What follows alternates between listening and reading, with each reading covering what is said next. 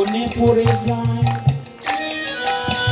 কিছু কথা বলবো আজ এই সভ্য সবাই।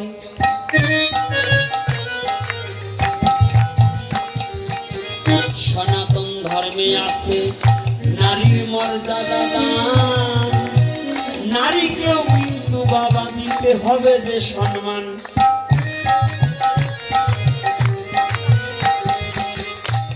শুধু নারীর পুরুষের প্রতি কর্তব্য নয়, পুরুষের কর্তব্য তো আছে। অনেক পুরুষ আছে অকারণে নারীদের গালমন্দ করে আর পিছে মারে, আছে না? এইটা থেকে বিরত হতে হবে। যদি সুন্দর কিছু চাও, স্বামী স্ত্রী মিল হইয়া কৃষ্ণ ভজনে করে লও। কৃষ্ণ ভজনে করে তুমি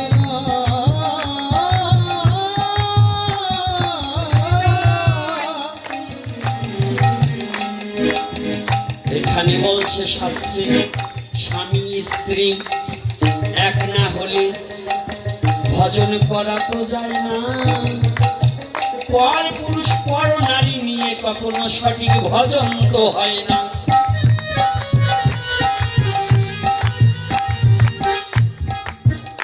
তাই আজকে যেমন মহাভারত দেখিতে পাইলে, রামায়ণের গায়ে সীতা দেখাবো প্রমাণ দিয়ে গেলেন।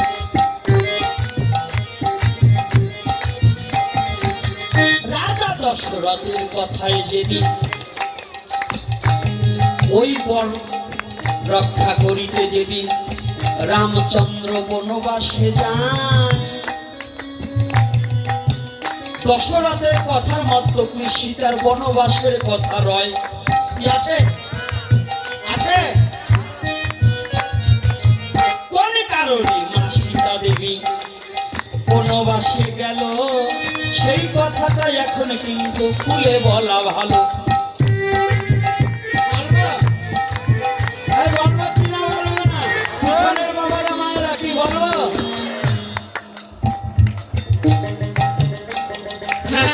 এটার নাম সনাতন ধর্ম, মরা ধর্ম নয়, তাজা ধর্ম।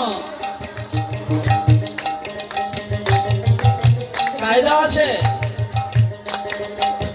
রামায়ণে যেদিন রামচন্দ্র বনবাসে যাবে, সকল দিকে সারা পড়ে গেল। সীতা ঠাকুরানী গৃহে বসে কাঁদে।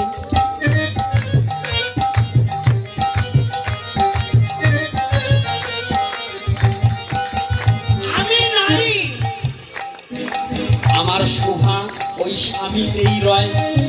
স্বামী যদি বনবাসী হয়, আমার এই রাজপুরীতে কি লাভই বা হয়?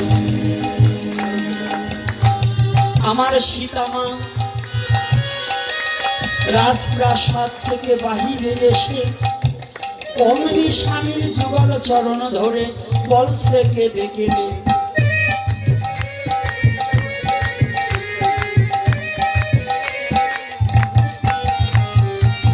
তোমার মতো স্বামী যদি বনবাসে যায়, আমার মতো সীতা থেকে কি হবে এই উপায়?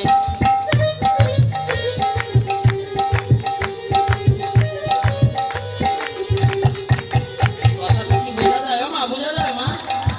বোঝা যাচ্ছে? আমরা কি স্বামীর দুঃখে দুঃখী সুখী হই? দুর্গা পূজায় যদি শাড়ি একটা না দিতে পারে, ওরে বকাবো কি রে, তাই না?